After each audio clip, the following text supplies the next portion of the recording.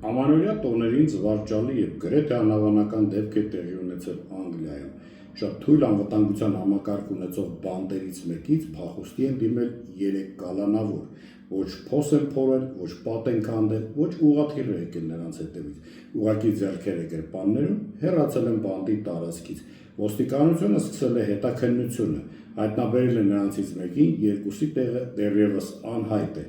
Ինչպես հասկացաք, դուք գտնվում եք Հայաստանի մասնավոր դետեկտիվների ասոցիացիայի յութուբյան պաշտոնական էջում։